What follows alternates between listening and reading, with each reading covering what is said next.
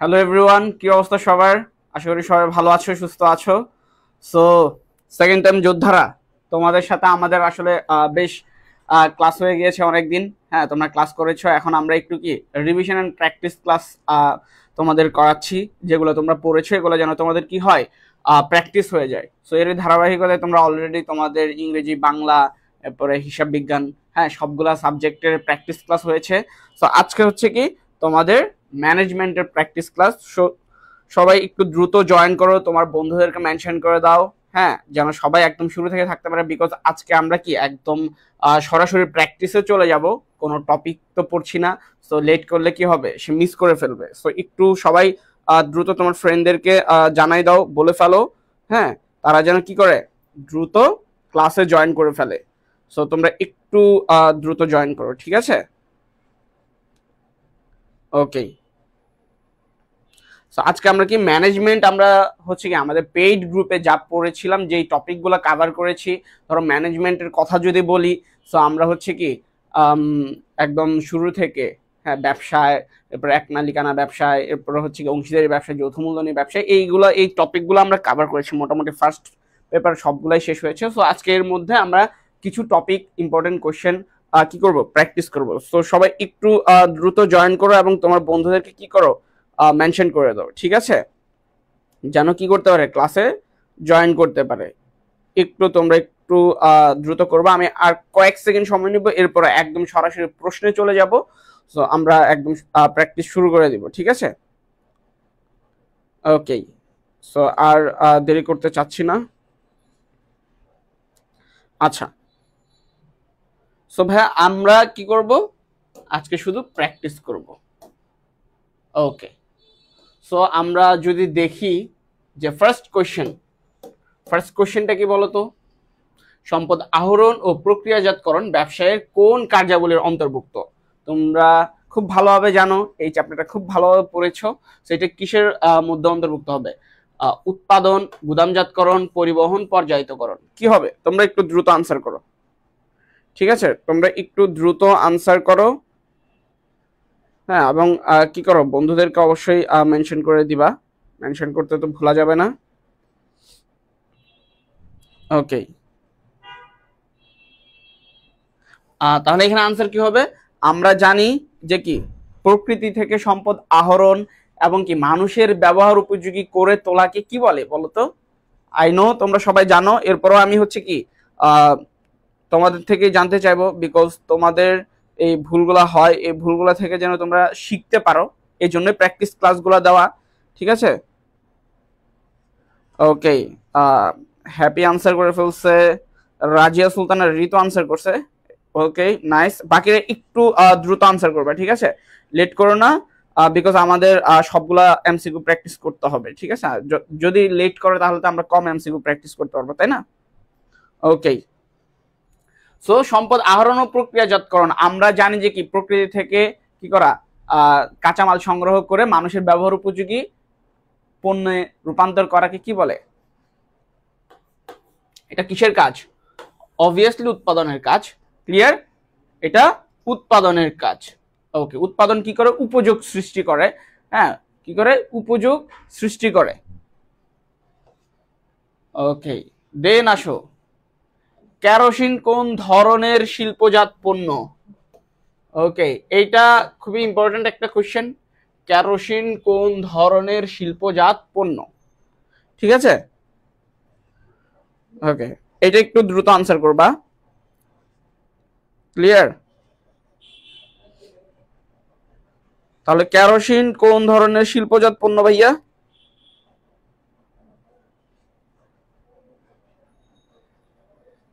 Kerosene কোন ধরনের শিল্পজাত পণ্য?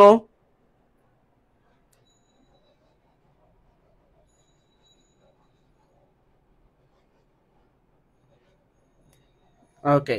সো সংযোজন শিল্প, বিশ্লেষণ শিল্প, সংশ্লেষণ শিল্প, হ্যাঁ সংযুক্ত শিল্প, এগুলো তোমরা বুঝো। আইনো তোমরা খুব ভালোভাবে বুঝো, এরপরও আমি একটু টাচ দিয়ে দেবো যেন তোমরা বুঝতে পারো। বাট তার আগে তোমরা কি করো, তোমরা আগে আনসার করো, আমি দেখি যে আদৌ তোমরা পারো কি পারো না, বা কতটুকুই পারো, ঠিক আছে? এটা আমার জন্য জানাটা খুব বেশি ইম্পর্টেন্ট। ওকে।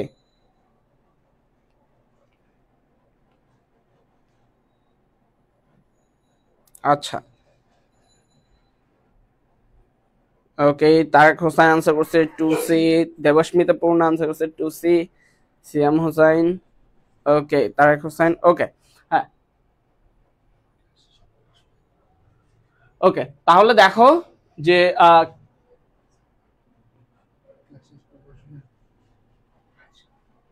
উনি অ্যাভেলেবেল থাকলে বসা যায়। আচ্ছা, কেরোসিন কোন ধরনের শিল্প ভাইয়া? আমরা জানি যে যদি হ্যাঁ একটা প্রোডাক্ট থেকে কি হয়, এক থেকে যদি অধিক হয়, কি হয়, এক থেকে যদি অধিক হয় তাহলে কি হবে, এটা হয়ে যায় বিশ্লেষণ শিল্প। যেমন কি আমরা ধরো খনিজ তেল, আমরা ধরো যে তেলের খনি থেকে যদি তেল সংগ্রহ করি, তো ওইটাকে যদি বিশ্লেষণ করি তাহলে দেখা যাবে যে আমরা তো খনিজ তেল ধরো যে একটা জিনিস, হ্যাঁ তো এটাকে আমরা বিশ্লেষণ করলে, হ্যাঁ যদি আমরা কি করি, বিশ্লেষণ করি, তাহলে এখানে ধরো পাবো কি কেরোসিন, কেরোসিন, হ্যাঁ এরপরে ধরো যে ডিজেল, ডিজেল, অকটেন, ঠিক আছে, আরো একাধিক প্রোডাক্ট আমরা এখান থেকে পাবো। সো আমরা এক থেকে যদি অধিক পাই তখন এটাকে আমরা কি বলতেছি ভাইয়া, এটাকে আমরা বলতেছি হচ্ছে কি বিশ্লেষণ শিল্প। ক্লিয়ার, এটাকে বলতেছি বিশ্লেষণ শিল্প। ওকে, দেন আসো যে কি বাকিগুলা কি কি আছে, সংযুক্ত শিল্প, সংযোজন শিল্প, হ্যাঁ এরপর হচ্ছে কি সংশ্লেষণ শিল্প, ঠিক আছে। সো আমরা যে সংযুক্ত শিল্পের কথা বলি, সংযুক্ত শিল্পটা বেসিক্যালি কি হয় বলতো? ওকে হ্যাঁ, আমি বলতেছি one to many analytical industry, exactly. Okay হ্যাঁ, সো আচ্ছা, সংযোজন আর সংযুক্ত, সংযোজনে বেসিক্যালি যেটা হয় যে আমরা কি হয় মানে ভিন্ন ভিন্ন ইন্ডাস্ট্রিতে উৎপাদিত হ্যাঁ একাধিক রেডি প্রোডাক্টকে কি করি, জাস্ট অ্যাড করে আমরা একটা ব্যবহার উপযোগী পণ্যে রূপান্তর করি। আর সংযুক্ত শিল্পে কি হয়, এখানে প্রসেস একটা আরেকটার সাথে কানেক্টেড থাকে। যেমন ধরো আমরা যদি বলি যে ইস্পাত ও লোহা শিল্প, ঠিক আছে, একটা প্রসেস আরেকটার সাথে কি থাকে, কানেক্টেড থাকে। আর সংযোজনের ক্ষেত্রে যদি বলি যে বিভিন্ন গাড়ির পার্টস এবং ইঞ্জিন দুইটা আলাদা একটা ইন্ডাস্ট্রিতে থাকে, তো এটাকে যদি কি করি, একত্র করি, তো ওই ক্ষেত্রে আমরা এটাকে এটাতে ইনক্লুড করতে পারি। ক্লিয়ার, ওকে।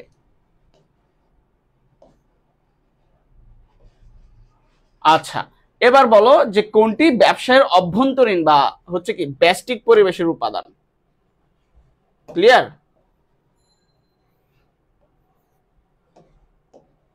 ওকে।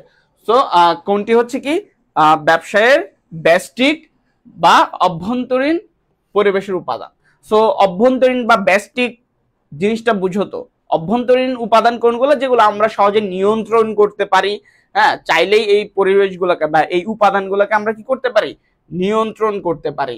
আর সামষ্টিক বা বাহ্যিক বা অনিয়ন্ত্রণযোগ্য কোনগুলা, যেগুলো আমরা চাইলেই আমরা কি করতে পারি না, কম বেশি করতে পারি না বা এটা অ্যাভয়েড করতে পারি না, যেটা আমাদের কন্ট্রোলে থাকে না, সেটাই হচ্ছে কি সামষ্টিক বা বাহ্যিক উপাদান। সো এখানে বলছে কি যে অভ্যন্তরীণ উপাদান কোনটা বা ব্যষ্টিক উপাদান কোনটা। সো অভ্যন্তরীণ বলতে যেটাকে আমরা কি করতে পারি, নিয়ন্ত্রণ করতে পারি, যেটা আমাদের ভিতরের বিষয় একটা ব্যবসায়ের বা প্রতিষ্ঠানের। তো এখানে যদি আমরা দেখি ভোক্তা, হ্যাঁ সাংগঠনিক সংস্কৃতি, এরপরে মালিক, শ্রমিক, ও আচ্ছা সরি এখানে বলছে নয়। এই যে দেখো আমার মতে কিন্তু ভুল করার চান্সেস তোমাদের বেশি থাকতে পারে। যেমন এখানে বলছে কোনটি ব্যবসা অভ্যন্তরীণ বা ব্যষ্টিক পরিবেশের উপাদান নয়, আমি কিন্তু নয়টা খেয়াল করি নাই, আমি জাস্ট দেখতেছিলাম যে ব্যষ্টিক পরিবেশের উপাদান। আর আমি এটাই চিন্তা করতেছিলাম যে এখানে তো একাধিক অপশন আছে যেটা হচ্ছে কি ব্যষ্টিক পরিবেশের উপাদান হয়। সো আমাদের কোশ্চেনের আগে খেয়াল করতে হবে যে হয় নাকি নয় নাকি ছয়, কি বলতেছে। তো এখানে যেহেতু বলছে, এখানে যেহেতু বলছে যে কি কোনটি নয়, এইটা আমাদের কি করতে হবে, অবশ্যই খেয়াল রাখতে হবে। সো নয় বলতে কি, দেখো আমাদের অভ্যন্তরীণ জিনিসগুলা কি, আমরা কোনগুলা চাইলে নিয়ন্ত্রণ করতে পারি, মালিকের ইচ্ছা চাওয়া পাওয়া এগুলা চাইলে মালিক হ্যাঁ নিয়ন্ত্রণ করতে পারে, এটা ব্যবসায়ের অভ্যন্তরীণ বিষয়। শ্রমিক কর্মী তাদেরটাও মোটামুটি কি করা যায়, কন্ট্রোল করা যায়, তারা আমার ভিতরের লোক, তাদের বেতন কম বেশি আমি করতে পারি, ঠিক আছে। সাংগঠনিক সংস্কৃতি, সাংগঠনিক সংস্কৃতি কি জিনিস, আমার প্রতিষ্ঠান কিভাবে চলবে না চলবে, কে কার আন্ডারে থাকবে, কে কতটুকু কাজ করবে, হ্যাঁ আমরা কাজগুলা ওভারঅল কিভাবে করি, এই বিষয়গুলো হচ্ছে কি একটা সাংগঠনিক সংস্কৃতি বা ব্যবসায়িক সংস্কৃতি, ওই প্রাতিষ্ঠানিক সংস্কৃতি। ঠিক আছে, এই সবগুলো হচ্ছে কি অভ্যন্তরীণ। আর বাহ্যিক কোনটা, আমরা কিন্তু কাস্টমারকে নিয়ন্ত্রণ করতে পারি না। কাস্টমারের চাওয়া পাওয়া, হ্যাঁ এগুলোকে আমরা চাইলেই নিয়ন্ত্রণ করতে পারি পারি না। ক্লিয়ার? ওকে, তাহলে এখানে আনসার কি হবে? অবশ্যই ভোক্তা।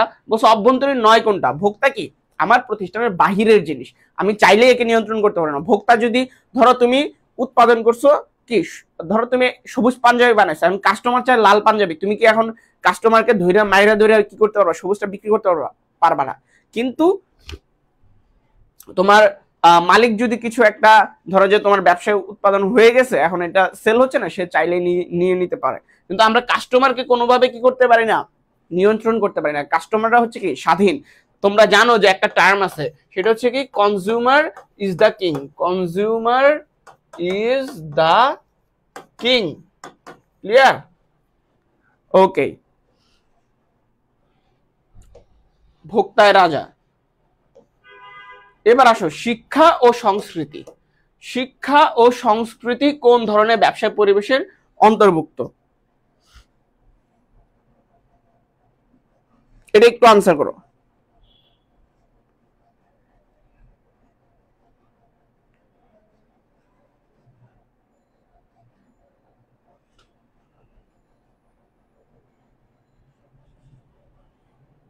ওকে,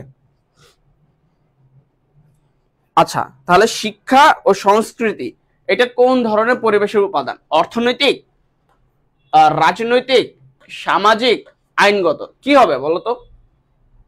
কি হবে? অর্থনৈতিক, রাজনৈতিক? আমরা জানি কি অর্থনৈতিক পরিবেশের উপাদান হচ্ছে কি টাকা পয়সা রিলেটেড যেগুলা, ধরো যে আর্থিক অবস্থা, মাথাপিছু আয়, ঋণ, ব্যাংকিং অবস্থা, হ্যাঁ ইনফ্লেশন অথবা ডিফ্লেশন, এগুলা হচ্ছে কি আমাদের অর্থনৈতিক পরিবেশের অন্তর্ভুক্ত। ঠিক আছে?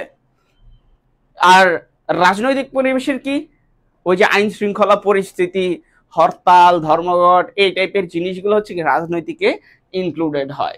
আইনগত তো কি, আইনগত তো বিভিন্ন আইন, শ্রম আইন, হ্যাঁ এরপর হচ্ছে কি উৎপাদন আইন, পরিবেশ আইন, বিভিন্ন আইনগত যে বিষয়বস্তু থাকে এগুলো হচ্ছে কি আইনের মধ্যে ইনক্লুডেড হয়। আর সামাজিক কি, এই যে সামাজিকে হয় ধর্ম, শিক্ষা ও সংস্কৃতি, ঐতিহ্য, ঠিক আছে এই টাইপের জিনিসগুলা আমাদের কি হয় সামাজিক পরিবেশের অন্তর্ভুক্ত হয়। তাহলে শিক্ষা ও সংস্কৃতি কি হবে ভাইয়া? আমার সামাজিক পরিবেশের অন্তর্ভুক্ত। ক্লিয়ার?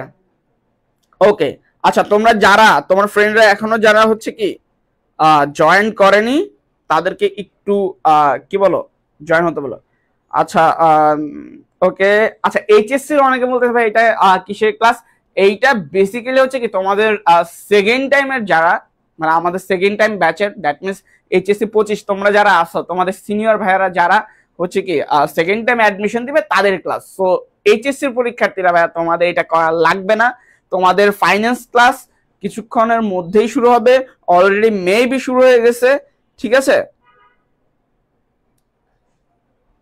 ওকে, সো তোমরা যারা এইচএসসির স্টুডেন্ট আছো ভাইয়া তোমাদের তো এটা লাগবে না, এটা সেকেন্ড টাইমারদের জন্য। আচ্ছা, সো এখন দেখো শিক্ষা ও সংস্কৃতি তাহলে কি গেল? সামাজিক পরিবেশ। ওকে, সো আচ্ছা তোমরা যারা এইচএসসি 24 যারা এখনো মানে সেকেন্ড টাইম দিবা দিবা ভাবতে ভাবতে এখনো তোমরা কি করো নাই, কোথাও প্রিপারেশন শুরু করো নাই বা এখনো বুঝতেছো না কি করবা, তাদের জন্য বলি যে কি অলরেডি 25 কিন্তু প্রায় এক্সাম শেষ করে ফেলছে, তুমি কিন্তু আবার ফার্স্ট টাইমার হয়ে গেছো। তুমি যে এক্সট্রা সময়টা পেয়েছিলা এটা কিন্তু খুব বেশি একটা কাজে লাগাইতে পারো না, কারণ তুমি এখনো চিন্তা করতেছো, টেনশন করতেছো। সো তোমরা যারা সেকেন্ড টাইম দিবা ভাই শুরু করো। তুমি লেট করলে কি হবে? তোমার ভাই দেরি হবে, তাই না? পিছায় যাবা, আরো ডিপ্রেশন কাজ করবে। সো যারা প্রিপারেশন নিতে চাও ভাই শুরু করে দাও, আর লেট করার সুযোগ নাই। সো তোমরা যারা কি করতে চাও, শুরু করতে চাও, তারা আমাদের আইজেকশন পেজে নক দিও। এখানে তোমরা কি হবে, তোমরা সেকেন্ড টাইমে এই কোর্সে তোমরা সেকেন্ড টাইমে যত জায়গায় এক্সাম দিতে পারবে সব জায়গার প্রিপারেশন হয়ে যাবে। সো এটা নিয়ে কোনো প্যারা নাই। ওকে, এবার আনসার করো কি, যে এক দেশ থেকে খুচরা গুঁড়া দুধ কিনে ছোট ছোট কৌটাবন্দি করে অপর দেশে যদি বিক্রয়ের উদ্দেশ্যে পাঠানো হয় তাহলে এটাকে কি বলা হয়?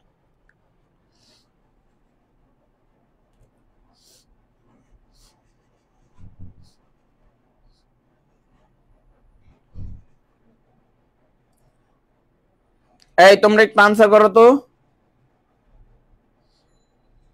এটা কি হবে?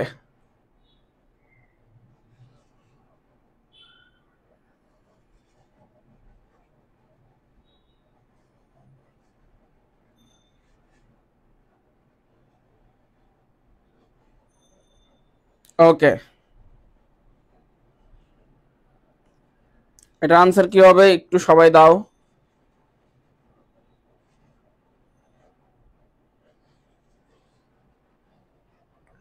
সবাই একটু দ্রুত আনসার দাও।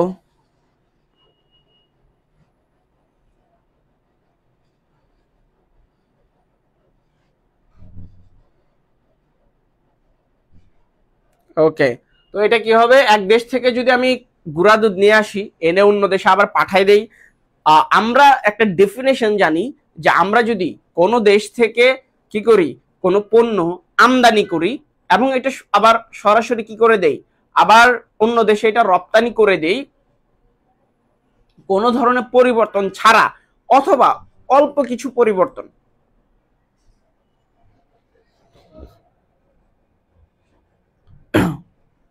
সরি, আচ্ছা, তাহলে কি আমরা যেটা বলতেছিলাম যে আমরা যদি কোনো দেশ থেকে কোনো প্রোডাক্ট আমদানি করি এবং এইটা যদি কোনো ধরনের পরিবর্তন ছাড়া অথবা অল্প পরিবর্তনের মাধ্যমে যদি আবার অন্য কোনো দেশে এটাকে কি করি, রপ্তানি করে দেই, সেটাকে বলে পুনঃরপ্তানি।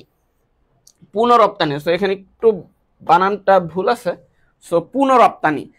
পুনঃরপ্তানির ক্ষেত্রে কি করা যাবে না, তুমি যে পণ্যটা আনতেছো এইটার ভিতরে ম্যাসিভ চেঞ্জ করা যাবে না, মানে খুব বেশি চেঞ্জ করা যাবে না, যে চেঞ্জ করলে আসলে বোঝাই যায় না যে এটা কি পণ্য ছিল।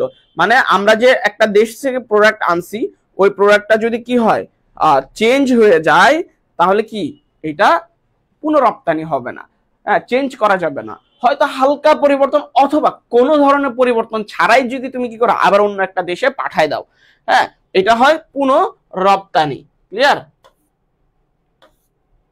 ওকে, মৎস্য চাষ কোন ধরনের শিল্প? খুবই ইম্পর্টেন্ট কোশ্চেন, এই টাইপের এমসিকিউ গুলো খুবই আসে, খুবই আসে। এটা কি হবে বলো?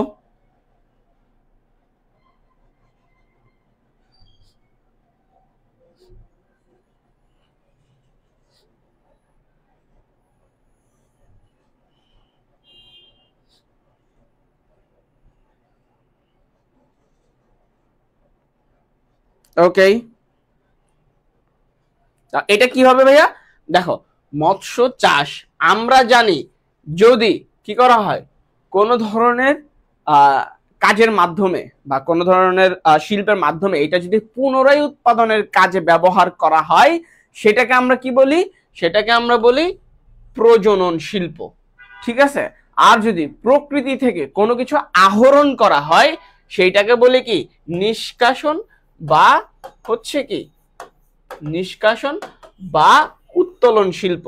তাহলে আমরা এখানে যেটা দেখতে পাচ্ছি সেটা হচ্ছে কি, যে মৎস্য চাষ। তো মৎস্য চাষ জিনিসটা কি ভাইয়া, এটা কিন্তু আমরা কি, ধরো পোনা চাষ, এখানে মৎস্য চাষের জায়গায় যদি আমাদের কি থাকতো, এটা যদি মাছের পোনা যদি থাকতো তাহলে এটা আরো বেশি অ্যাকুরেট হইতো। সো মৎস্য চাষ জিনিসটা কিসের সাথে রিলেটেড, মানে এটা মাছের ধরো ফিশারির কথাই বোঝাচ্ছে, বা হ্যাচারি কি বলে, হ্যাচারি তো বলে, সো যেখানে মাছের পোনা উৎপাদন করা হয়, তো মৎস্য চাষ জিনিসটা হয় প্রজনন শিল্প। আর যদি বলতো যে সমুদ্র থেকে মাছ ধরা হইলো অথবা পুকুর থেকে মাছ তোলা হইলো, নদী থেকে মাছ সংগ্রহ করা হলো, ওই ক্ষেত্রে হয়তো উত্তোলন বা নিষ্কাশন শিল্প। ক্লিয়ার? নিষ্কাশন শিল্পের ভিতরে তোমার নদী থেকে মাছ আহরণ বা হচ্ছে কি বনভূমি থেকে কাঠ সংগ্রহ, এরপরে হচ্ছে কি খনিজ কি, খনি থেকে তেলের খনি থেকে তেল সংগ্রহ, তো যা কিছু প্রকৃতি থেকে উত্তোলন করা হয় বা সংগ্রহ করা হয় সেটাকে বলা হয় কি, নিষ্কাশন শিল্প বা উত্তোলন শিল্প। সো এখানে আমাদের যেটা হচ্ছে, এটা আবার পুনরায় উৎপাদনের কাজে লাগানো হবে। যেমন ধরো আমরা নার্সারিতে যেটা করি যে গাছ কি করি, গাছের চারা উৎপাদন করি, এটা বিক্রি করি, এবং যে কিনে নেয় সে এটা নিয়ে আবার কি করে, এটাকে আবার বড় করে উৎপাদনের কাজে ব্যবহার করে। ক্লিয়ার? ওকে,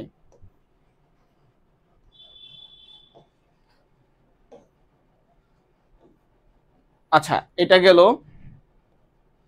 নিচের কোনটি প্রাথমিক শিল্প নয়? ওকে, দেখো এখানে আনসার করো, এটা একটু আনসার করো যে কোনটি প্রাথমিক শিল্প নয়।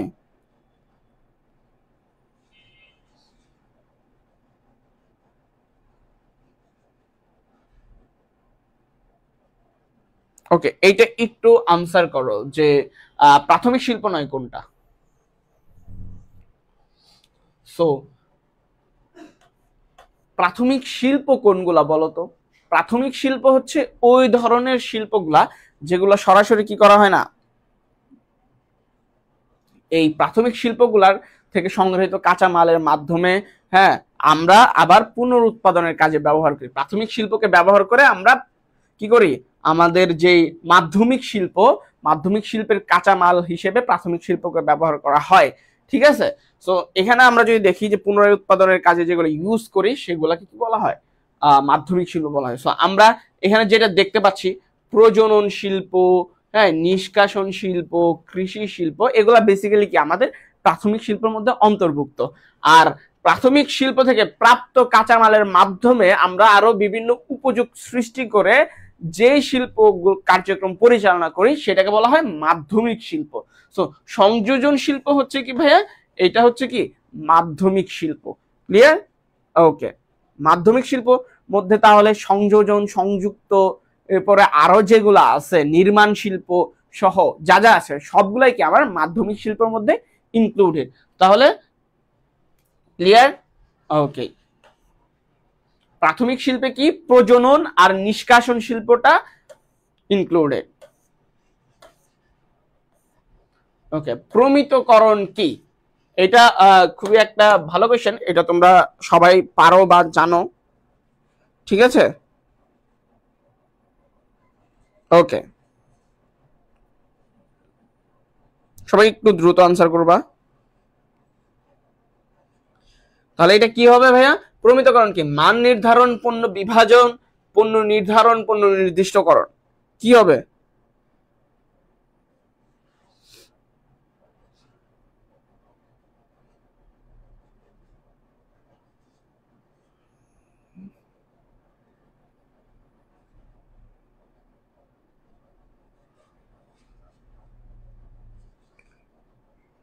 সবাই একটু দ্রুত আনসার করো। ওকে, 9A, 9A।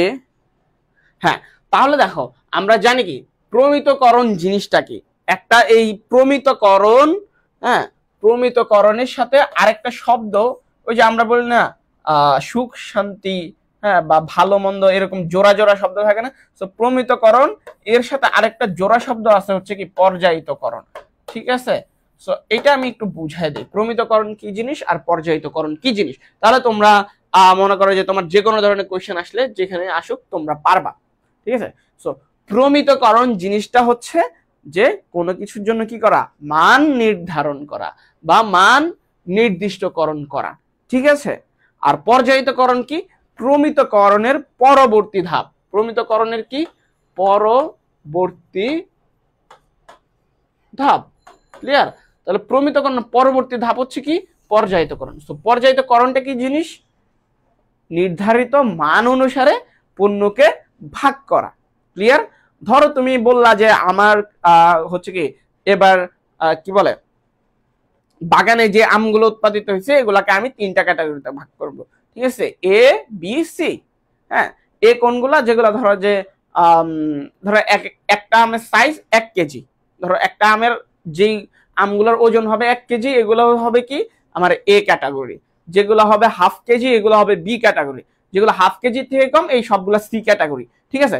এরপরে তুমি বাগান থেকে আম পারলা, এই যে তুমি যে ভাগ করলা যে এ সমান সমান 1 কেজি, বি সমান সমান হাফ কেজি, সি সমান সমান লেস দেন হাফ কেজি, এই যে নির্ধারণ করলা, এটা হচ্ছে কি আমার প্রমিতকরণ। দেন তুমি বাগান থেকে আম পেরে এই নির্ধারিত মান অনুসারে তুমি আমগুলোকে ভাগ করলা। হ্যাঁ, ধরো যে 100টা আম হইলো এ ক্যাটাগরি, 200টা আম হইলো বি ক্যাটাগরি, 500টা আম হইলো সি ক্যাটাগরি সাপোজ। তাহলে এইটাই হচ্ছে কি পর্যায়িতকরণ। নির্ধারিত মান অনুসারে কি করা, পণ্যগুলাকে ক্যাটাগরাইজ করা, পণ্যকে ভাগ করা বা বিভাজন করা, এটা হচ্ছে কি পর্যায়িতকরণ। তাহলে প্রমিতকরণ হচ্ছে কি পর্যায়িতকরণের ভিত্তি। তুমি পর্যায়িতকরণ কাজটা কিসের ভিত্তিতে করবা, প্রমিতকরণের ভিত্তিতে, তাই না? ওকে, সো এখান থেকে তোমার দুই ধরনের কোশ্চেন আসে। একটা হচ্ছে যে ওকে, এক সেকেন্ড একটু ওয়েট করো, ব্যাটারি চলে গেছে আই গেস। সেকেন্ড অপটিমিস্টিক 24, ওই যে উপরে গেছে মনে হয়। লাগে আছে কিন্তু দিচ্ছি আমি। ওকে, ঠিক আছে।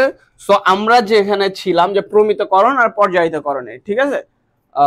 সো এটা তোমরা আই গেস বুঝতে পারছো। সো আমরা পরের কোশ্চেনে যাব, ঠিক আছে। ওকে, সো আইন শৃঙ্খলা পরিস্থিতি কোন পরিবেশের অন্তর্ভুক্ত? বলো। সামাজিক, আইনগত, অর্থনৈতিক, রাজনৈতিক। এটা খুব ভালোভাবে তোমাদের জানার কথা, তোমরা আইনো যে খুব ভালোভাবেই তোমরা জানো, ঠিক আছে। ওকে, সো তোমরা একটু কি করো, আবার জয়েন করো, বন্ধুদেরকে একটু কি করো মেনশন করে দাও।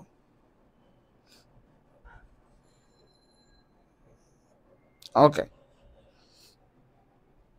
সো আমরা তাহলে কি আইন শৃঙ্খলা পরিস্থিতি কোন ধরনের পরিবেশে অন্তর্ভুক্ত ভাই? সামাজিক, আইনগত, রাজনৈতিক, অর্থনৈতিক। কি হবে বলো তো, কি হবে? আমরা জানি যে সামাজিকের ভিতরে কি পড়ে, আমাদের কালচারাল অ্যাক্টিভিটিস, ধর্মীয় অ্যাক্টিভিটিস, ঠিক আছে, এরপরে শিক্ষা, এই টাইপের জিনিসগুলো। আইনগত তো হচ্ছে বিভিন্ন রুলস অ্যান্ড রেগুলেশনস, হ্যাঁ, ব্যবসা সংক্রান্ত। এরপর অর্থনৈতিক পরিবেশে আমরা জানি যে কি অর্থ রিলেটেড যেগুলো আছে, মাথাপিছু আয়, ব্যাংকিং খাতের অবস্থা, এরপর হচ্ছে কি কি বলে ইনফ্লেশন, হ্যাঁ, ডিফ্লেশন, এরপরে এই যে কি বলে অর্থনৈতিক অবস্থা, ঋণ, হ্যাঁ। সো এই অর্থ রিলেটেড যেই আইটেম, এগুলো সব হচ্ছে অর্থনৈতিক পরিবেশে। আর রাজনৈতিক পরিবেশে কি ভাইয়া? রাজনৈতিক পরিবেশটা বুঝতেই পারতেছো যে আইন শৃঙ্খলা পরিস্থিতি, হ্যাঁ, এরপর হচ্ছে কি রাজনৈতিক দলের অবস্থান, হ্যাঁ, এই সবকিছু কি আমার রাজনৈতিক পরিস্থিতি বা রাজনৈতিক পরিবেশের মধ্যে ইনক্লুডেড। তাহলে তোমার ধরো এমসিকিউতে যদি আসে যে জুলাই গণ অভ্যুত্থান বা হচ্ছে কি জুলাই বিপ্লব, হ্যাঁ, কোন ধরনের পরিবেশের মধ্যে ইনক্লুডেড হবে? কোন ধরনের পরিবেশ ভাইয়া? রাজনৈতিক। অথবা এটা বলতে পারে যে জুলাই বিপ্লবের সময়, হ্যাঁ, ওই পলককে ইন্টারনেট শাটডাউন করে দেওয়ার কারণে যে কি মানুষজন যারা হচ্ছে কি অনলাইনে ফ্রিল্যান্সিং করতো, তাদের অনেক ক্ষয়ক্ষতি হয়েছে, আর্থিক ক্ষয়ক্ষতি হয়েছে ইন্টারনেট অফ করে দেওয়ার কারণে। তাহলে এটা কোন ধরনের, হ্যাঁ, বা কোন পরিবেশের বাধার সম্মুখীন হয়েছিল? তাহলে এটা কি এই জুলাই গণ অভ্যুত্থান বা হচ্ছে কি বিপ্লবের সাথে যেহেতু এটা রিলেটেড, এটা কি ভাইয়া রাজনৈতিক পরিবেশ। ক্লিয়ার?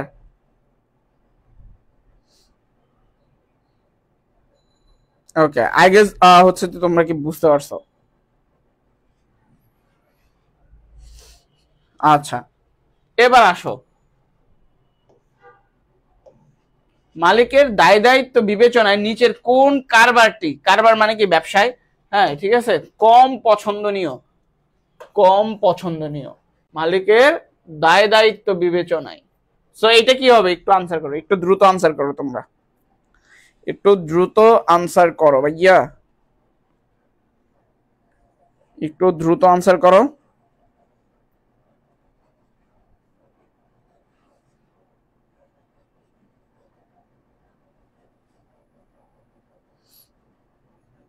ওকে, তাহলে এটা কি হবে ভাইয়া, যে মালিকের দায় দায়িত্ব বিবেচনায়, হ্যাঁ, আমরা যদি বলি যে সব থেকে কম পছন্দনীয় বা সব থেকে বেশি ঝামেলাপূর্ণ বা কোন প্রতিষ্ঠানে সব থেকে বেশি দায় বেশি থাকে, ঠিক আছে?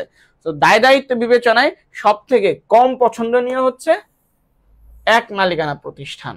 এখন তোমার মনে হইতে পারে ভাই কেন এক মালিকানা প্রতিষ্ঠান? তো এক মালিকানা প্রতিষ্ঠান কম পছন্দনীয় কারণ এখানে মালিক থাকে কয়জন? একজন।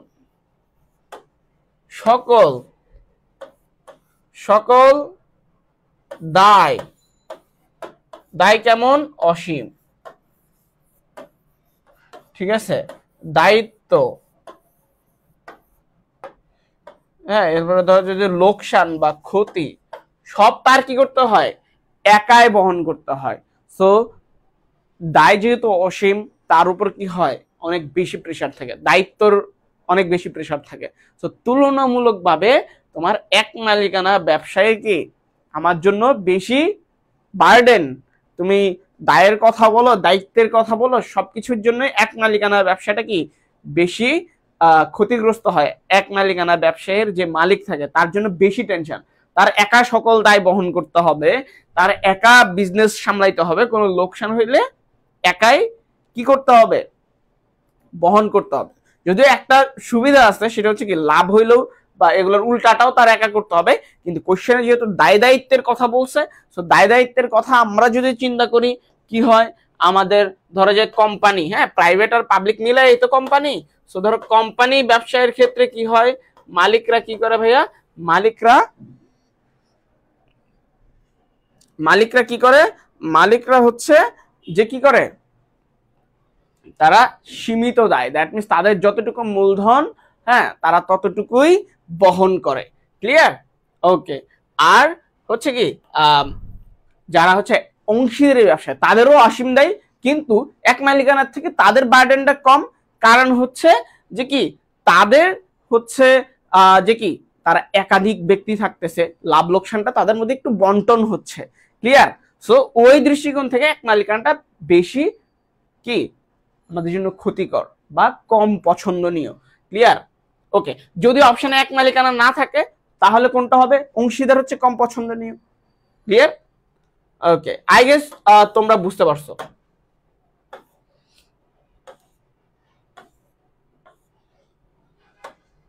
ওকে, অংশীদারি কারবারের নিবন্ধন।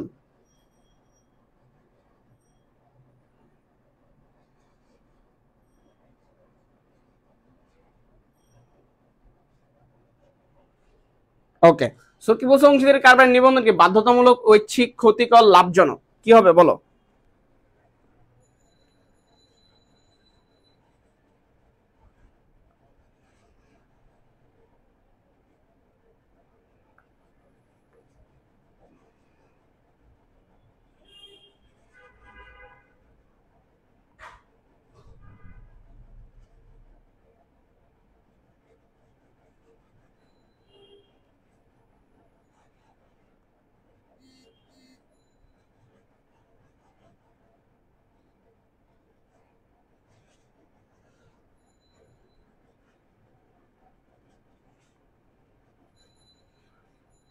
ওকে, ক্লিয়ার? আচ্ছা, তাহলে কি অংশীদারি কারবারের নিবন্ধন কি ভাইয়া? আমরা জানি যে অংশীদারি কারবারের ক্ষেত্রে নিবন্ধন কি বাধ্যতামূলক নয়। দ্যাট মিনস কি বাধ্যতামূলক না হওয়া মানে কি ঐচ্ছিক অবশ্যই। ক্লিয়ার? ওকে,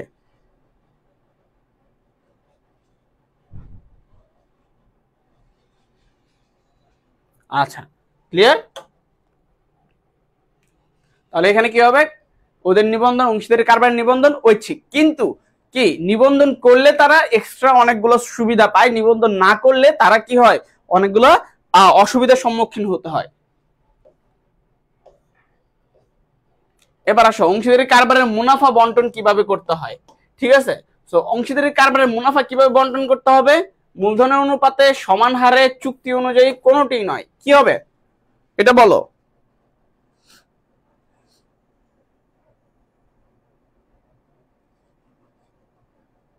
ওকে,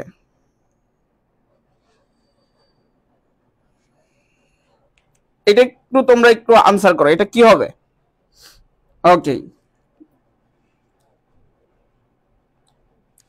কি হবে? অংশীদারি কারবারের মুনাফা বন্টন করতে হবে কিভাবে? মূলধনের অনুপাতে, সমান হারে চুক্তি অনুযায়ী কোনটি নয়, কি হবে? ওকে, রাজিয়া সুলতানা ঋতু আনসার করছে, সিয়াম হোসেন, রিমু, ওকে, আতকিয়া জান্নাত।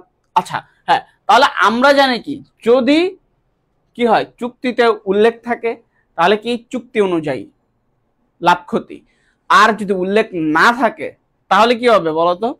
সমান হারে। যদি উল্লেখ থাকে তাহলে এখানে আনসার কি হবে? এখানে তো দুইটাই আছে, তাহলে কি করবা? সো মুনাফা কিভাবে বন্টন করবো? অবশ্যই যেহেতু চুক্তি আছে, চুক্তির কথা উল্লেখ আছে, দ্যাট মিনস চুক্তি অনুসারে করব। আর যদি ধরো যে চুক্তি অপশনে না থাকতো, হ্যাঁ, বা যদি বলা থাকে যে অংশীদারি কারবারের মুনাফা চুক্তিতে উল্লেখ না থাকলে আমরা কিভাবে বন্টন করব? সমান হারে। ক্লিয়ার? ওকে, এবার বলো যে কোন ধরনের অংশীদার লভ্যাংশ অথবা কি বেতনের বিনিময়ে তার সুনাম ব্যবহার করার অনুমতি দিয়ে থাকে? এটা কি হবে বলতো? দেবস্মিতা, পূর্ণা, এটা আনসার করো।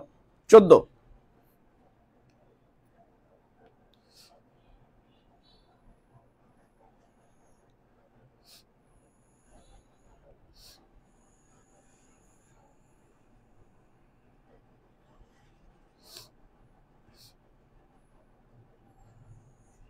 ওকে, সবাই একটু একটু দ্রুত রেসপন্স করবা ভাইয়া, সবাই একটু দ্রুত রেসপন্স করবা।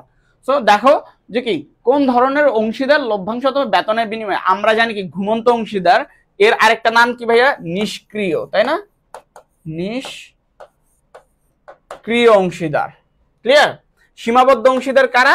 সীমাবদ্ধ অংশীদার সাধারণত কি হয় যে এরা, আমরা জানি যে কি অংশীদারি ব্যবসায় দায় অসীম থাকে, কিন্তু সীমাবদ্ধ অংশীদার হচ্ছে কি যাদের দায়টা সসীম বা হচ্ছে কি সীমিত থাকবে। হ্যাঁ, মানে মূলধন পর্যন্ত, মূলধন যতটুকু, মূলধন পর্যন্ত তাদের দায়। ক্লিয়ার? ওই যে শেয়ার হোল্ডারের দায় যেরকম থাকে, সো সীমিত অংশীদারদের দায় এরকম। সাধারণত আমরা এই সীমিত অংশীদার হচ্ছে কি, একটা হচ্ছে কি চুক্তি অনুযায়ী হয়ে থাকে, আর একটা সাধারণত আমরা কি নাবালকদেরকে বিশেষ সুবিধা প্রদানের জন্য যখন অংশীদার হিসেবে গ্রহণ করি তখন তারা সীমিত অংশীদার হিসেবে গণ্য হয়। ক্লিয়ার? এটা একটা জিনিস। আরেকটা হচ্ছে আপাত দৃষ্টিত অংশীদার। আপাত দৃষ্টিত অংশীদার কি, এরা হচ্ছে কি বেসিক্যালি কি ছিল, আমার কি অংশীদার ছিল, কি ছিল, আমার অংশীদার ছিল, বাট সে কি হয়েছে, অবসর গ্রহণ করছে। হ্যাঁ, আমার ব্যবসা থেকে সে কি করছে, অংশীদার হিসেবে অবসর গ্রহণ করছে, কিন্তু সেটা কি পাবলিশ করে নাই বা বিজ্ঞপ্তি দেয় নাই পাবলিকলি। সো ওর যে টাকাটা ছিল, সে অবসর গ্রহণ করার পরে টাকাটা রাখে নাই, মানে তুলে নাই, সে কি করছে আমার এখানে ইনভেস্ট হিসেবে রেখে দিছে। দ্যাট মিনস এটা কি, সেই হিসেবে আমাকে লোন হিসেবে দিছে। দ্যাট মিনস সে, তাকে কি আমার অংশীদার মনে হলেও সে কি অংশীদার না, সে একজন কি ঋণদাতা। ক্লিয়ার? ওকে, দেন আসুন নামমাত্র অংশীদার। এই নামমাত্র অংশীদার জিনিসটা কি, এই বেচারা হচ্ছে সে আমার ব্যবসার অংশীদার হিসেবে গণ্য হবে, কিন্তু সে কি আমার ব্যবসা কোনো মূলধন দেবে না, হ্যাঁ, কোনো কিছু বিনিয়োগ করবে না, সে হচ্ছে কি ব্যবসা পরিচালনায় অংশগ্রহণ করবে না। কিন্তু এই বেটার একটা জিনিস আছে, সেটা হচ্ছে কি সুনাম। কি আছে? সুনাম। তো আমরা তার সুনামটাকে কাজে লাগায় আমার ব্যবসায়ের প্রমোশন করব আর কি। যে ধরো তোমার এলাকার যে ধরো চেয়ারম্যান, হ্যাঁ, সবাই ওকে এক নামে চিনে। সো তুমি কি করলে, তোমার একটা ব্যবসা নতুন নিউ স্টার্ট করলা, সো কি করলা, তুমি বললা যে আপনাকে আমি ব্যবসার অংশীদার হিসেবে পাবলিশ করতে চাই। তাহলে কি সেই যেহেতু গণ্যমান্য ব্যক্তি, তার দোকানে আসবে মানুষজন, তার পরিচিত মানুষজনরা। সো এর বিনিময়ে তুমি তাকে বললা যে ভাই আপনাকে আমরা কি এটার একটা লভ্যাংশ দিব, আমাদের লাভের একটা যে কোনো একটা পোর্শন আমরা আপনাকে দিব। সো কেউ যদি তার কি সুনামের বিনিময়ে, কি সুনামের বিনিময়ে যদি লাভ অথবা বেতন বা মানে কোনো ধরনের আর্থিক সুবিধা নেয়, তখন সেটাকে আমরা কি বলি ভাইয়া? সেটাকে বলি নামমাত্র অংশীদার। সেম এরকম আরেকটা আছে যে সুনাম ব্যবহার করতে দেয় কিন্তু কি সে টাকা পয়সা নেয় না, সেটাকে আমরা বলি প্রতিবন্ধ অংশীদার। দ্যাট মিনস কি সে সুনাম ব্যবহার করতে দেয় কিন্তু কোনো টাকা পয়সা নেয় না, একদম ফ্রি অফ কস্টে। ক্লিয়ার? এবার দেখো কোন রূপ চুক্তির আচ্ছা, কোন রূপ চুক্তির অবর্তমানে অংশীদারগণের মধ্যে লোকসান বন্টিত হবে কিভাবে? এটা আনসার করো। এটা একটু তোমরা চিন্তা করলে বুঝতে পারবা, তোমরা এটা পারবা আশা করি। একটু আনসার করো দ্রুত। ঠিক আছে, একটু দ্রুত আনসার করো।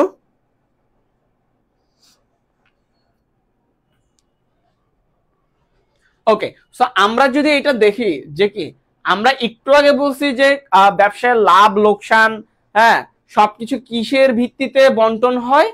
সবকিছু হয় আমার কি চুক্তির ভিত্তিতে। কিসের ভিত্তিতে? চুক্তির ভিত্তিতে।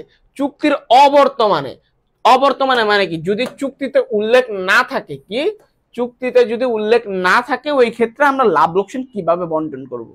মূলধনের অনুপাতে, যোগ্যতা অনুসারে, আদালতের নির্দেশে, সমানভাবে। কি হবে? ওকে, সো এটা আমরা সবাই জানি কি যদি চুক্তিতে উল্লেখ না থাকে লাভ লোকসান আমরা কি সমানভাবে বা সমান হারে বন্টন করব।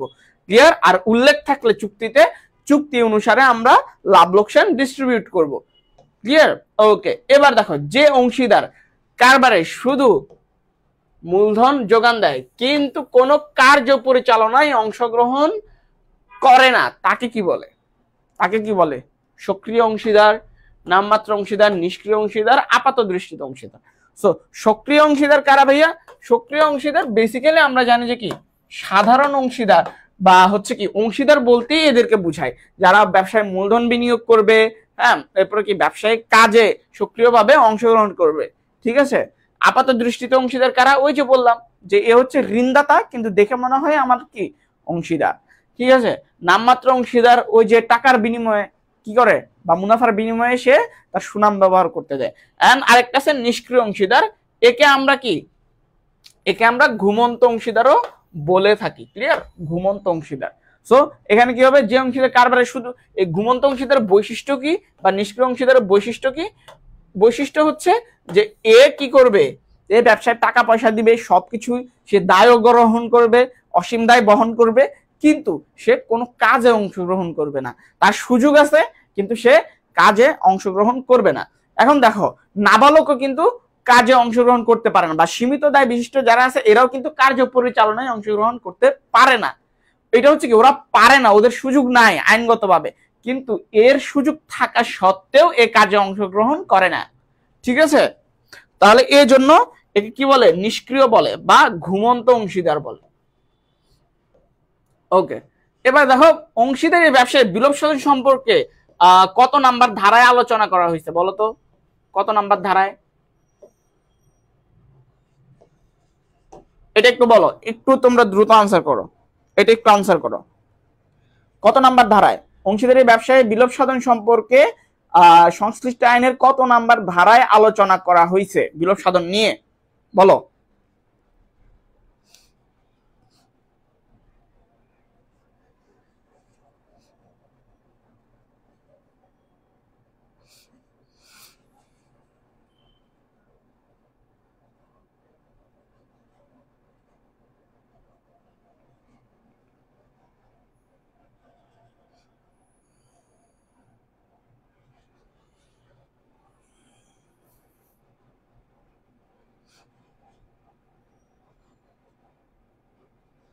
ওকে, সিয়াম হোসাইন আনসার করছে, রাজিয়া সুলতানের ঋতু আনসার করছে। হ্যাঁ, তো আমরা জানি যে অংশীদারি ব্যবসার বিলোপ সাধন নিয়ে আমাদের 39 নাম্বার ধারায় আলোচনা করা হয়েছে।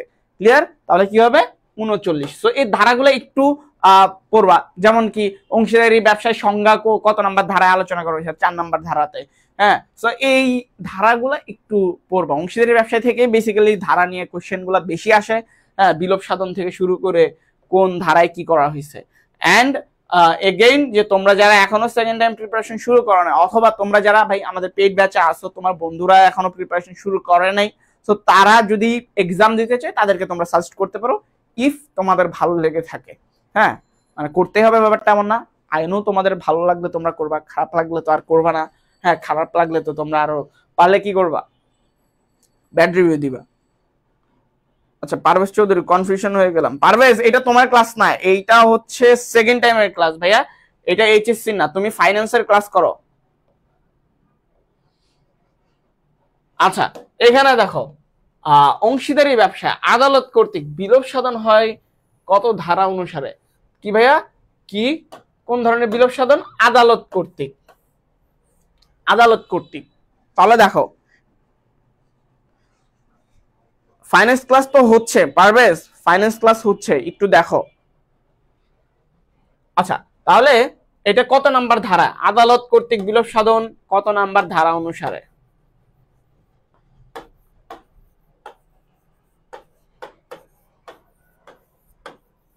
ওকে, সো সর্বসম্মতিক্রমে বিলোপ সাধন,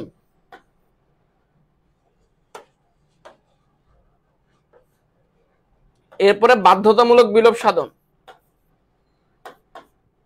এরপরে বিশেষ ঘটনা সাপেক্ষে বিলোপ সাধন, বিজ্ঞপ্তি দ্বারা বিলোপ সাধন, আদালতের মাধ্যমে বিলোপ সাধন। তাহলে কত নাম্বার ধারা? 44 নাম্বার ধারা। ক্লিয়ার?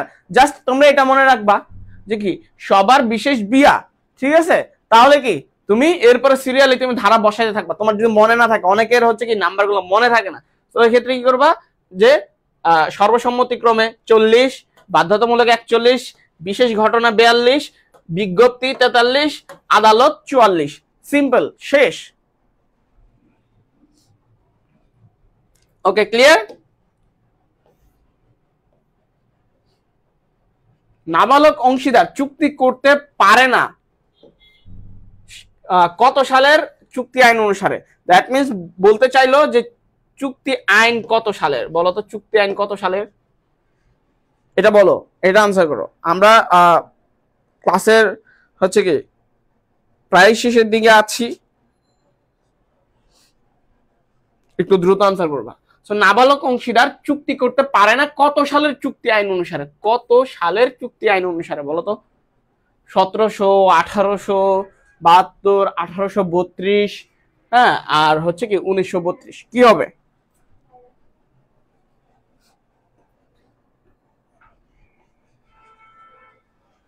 ওকে, আচ্ছা, সিয়াম হুসাইন 19D। ওকে, আচ্ছা সিয়াম, তুমি কি কোশ্চেনটা বুঝছো? একটু আবার পড়ো। এখানে বলছে নাবালক অংশীদার চুক্তি করতে পারে না কত সালের চুক্তি আইন অনুসারে। তুমি যে 1932 বলছো, চুক্তি আইন কি 1932 সালের? 1932 সালের তো অংশীদারি আইন। হ্যাঁ, অংশীদারি আইন হচ্ছে কি আমার 32 সালের। কিন্তু এখানে কোশ্চেন করছে যে সে যে অংশীদার হইতে পারে না। এটা কেন পারে না? কারণ হচ্ছে আমরা জানি অংশীদারি ব্যবসায়ের শুরু কি দিয়ে হয়? চুক্তির মাধ্যমে। সো এখন কেউ যদি চুক্তি করতে না পারে তাহলে সে অংশীদার হতে পারবে না। ক্লিয়ার? তাহলে মেইন ঘটনা প্যাচ খাইছে কই? যে সে আসলে চুক্তি করতে পারবে না বিধায় সে অংশীদার হতে পারে না। সো চুক্তি করতে পারে না কিসের ভিত্তিতে? চুক্তি আইনের ভিত্তিতে। চুক্তি আইনে বলা আছে যারা আন্ডার 18 তারা চুক্তি করতে পারে না। ঠিক আছে? যারা পাগল, উম্মাদ, দেউলিয়া, হ্যাঁ, বা ফৌজদারি মামলা প্রাপ্ত আসামি, তারা হচ্ছে কি চুক্তি করতে পারে না। সো এখানে দেখো আমরা জানি কি চুক্তি আইন হচ্ছে আমাদের 1872 সালে। সো এগুলো কিন্তু খুবই ইম্পর্টেন্ট। আমি জাস্ট বাছাই করে তোমাদের জন্য এই অংশীদারি ব্যবসার মধ্যে যেগুলো ইম্পর্টেন্ট বা কোন পার্ট থেকে কোশ্চেন আসতে পারে এগুলো জাস্ট বুঝাই দিলাম, প্র্যাকটিস করলাম, কারণ এগুলো কিন্তু ক্লাসে পড়াইছি তোমাদেরকে। এরপরেও হচ্ছে কি তোমরা ভুল করছো, এগুলো কিন্তু করা যাবে না। ঠিক আছে? So and final question of the day, সেটা হচ্ছে কি সিটি কর্পোরেশন এলাকায় এক মালিকানার ব্যবসা পরিচালনার জন্য কোন ধরনের সনদ সংগ্রহ করতে হয়? আমরা জানি কি যে এক মালিকানার ব্যবসায় কোনো ধরনের আইনি কি পেপারস লাগে না, অনুমতি লাগে না। যেমনটা অংশীদারির ক্ষেত্রে ধরো যে নিবন্ধন বাধ্যতামূলক না হইলেও ঐচ্ছিক বা আরো অনেক কিছু পেপারস লাগে কিছু। যৌথ মূলধনের ক্ষেত্রে তো এটা পুরোপুরি আইনি প্রক্রিয়ার মধ্যে যাইতে হয়। সমবায়ের ক্ষেত্রেও সেম যৌথ মূলধনির মতো, কিন্তু এক মালিকানার ক্ষেত্রে আমরা সাধারণত জানি কি এটা কোনো আইনি প্রক্রিয়াতে যাইতে হয় না। কিন্তু যদি এইটা ভাই সিটি কর্পোরেশন এলাকায় হয়, ওই ক্ষেত্রে তাদের একটা পেপারস লাগে বা হচ্ছে কি সনদ লাগে। সেটা কি বলো? এটা কি হবে?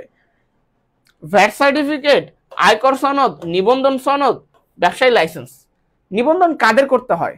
নিবন্ধন বাধ্যতামূলক কাদের? সমবায় সমিতি, এরপরে হচ্ছে কি যৌথ মূলধনী ব্যবসায়।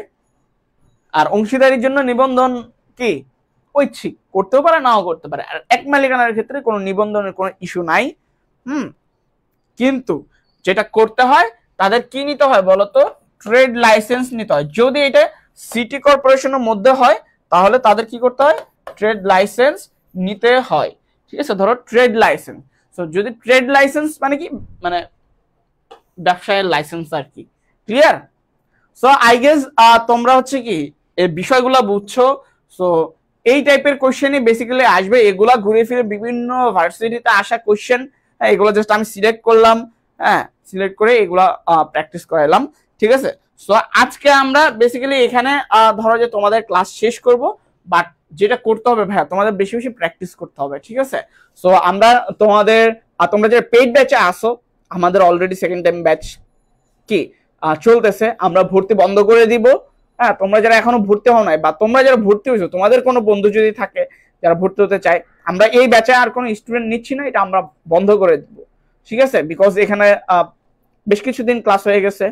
সো এরপরে কেউ যদি জয়েন করে সে কোপ আপ করতে পারবে না, দ্যাটস ওয়াই আমরা আর কাউকে ভর্তি নিব না।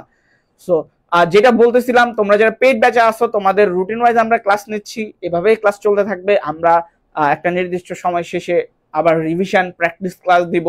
এন্ড তোমাদের তো হচ্ছে কি ওয়েবসাইটে এক্সাম গুলো হচ্ছে, তোমরা দিচ্ছ তাই না? সো এগুলো ভালোভাবে দাও ইনশাল্লাহ। তোমরা যেহেতু সেকেন্ড টাইম প্রিপারেশন নিচ্ছ, দ্যাট মিনস তোমাদের অনেক বেশি প্রেশার।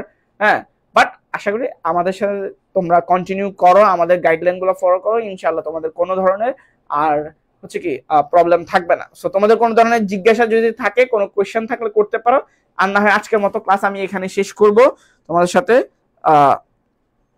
দেখা হবে। ঠিক আছে, ওকে। সো আমি হচ্ছে কি পরবর্তীতে আবার ক্লাস নিব যদি তোমরা সবাই ক্লাসে প্রেজেন্ট থাকো। হ্যাঁ, তোমরা কিন্তু আজকে খুব ফাঁকি দিছো, তোমরা কিন্তু সবাই ক্লাসে জয়েন করো নাই। হ্যাঁ, আমরা কিন্তু রুটিন অনেক আগেই করে দিয়েছি তোমাদেরকে, বাট তোমরা এখনো সবাই আমাদের পেইড ব্যাচে সব স্টুডেন্টই জয়েন করে নাই, এবং তোমরা ফ্রেন্ডদেরকে মেনশন করো নাই পেইড ব্যাচ অথবা পেইড ব্যাচের বাইরের। সো তোমাদের অ্যাটেন্ডেন্স তোমাদের আগ্রহের উপর নির্ভর করবে যে আমরা এক্সট্রা ক্লাসগুলো দিব কিনা। এগুলো তো ভাই এক্সট্রা ক্লাস না, এগুলো কিন্তু আমরা কি কমিটেড ক্লাসের বাইরে তোমাদের যেন সুবিধা হয়, এতদিন পড়ছো যেগুলো এগুলো যেন প্র্যাকটিস করতে পারো। তোমাদের যদি রেসপন্স না থাকে তাহলে আমরা কি করবো বলো? সো তাহলে ভালো থাকো, সুস্থ থাকো, তোমাদের সাথে দেখা হবে। ওকে, আল্লাহ হাফেজ। ওকে, সাইমন বলতে ভাই হঠাৎ ক্লাস দেখে আপনাদের কথা মনে পড়লো। হ্যাঁ, তোমাদের কথাও মনে পড়ে, সবার কথাই। যেহেতু ধরো কি তোমাদের সাথে আমরা আসলে একদম এই যে স্টুডেন্ট টিচারের বাইরে গিয়ে, হ্যাঁ ভাই বোন বা ভাই ভাই সম্পর্কের একটা বন্ধনে আটকে যায়। সো আমাদের আসলে এগুলো একটু মেমোরেবল হয়ে থাকে। সো তোমাদের সাথে যখন দেখা হয় যোগাযোগ করবা বা একটু বলবা। হ্যাঁ, কারণ আমাদের হয়তো অনেকের কথা মনে থাকে না, এত এত স্টুডেন্ট, বাট তোমরা তো আমাদের ইন্ডিভিজুয়ালি চিনো। তো তোমরা কোথাও দেখলে ডাক দিবা বা কোনো প্রয়োজন হলে রিচ করার চেষ্টা করবো। আমাদের সাধ্যের মধ্যে আমরা সবটুকু চেষ্টা করব তোমাদেরকে হেল্প করার। ঠিক আছে, সো ভালো থাকো, সুস্থ থাকো, তোমাদের জন্য দোয়া রইলো। আল্লাহ হাফেজ।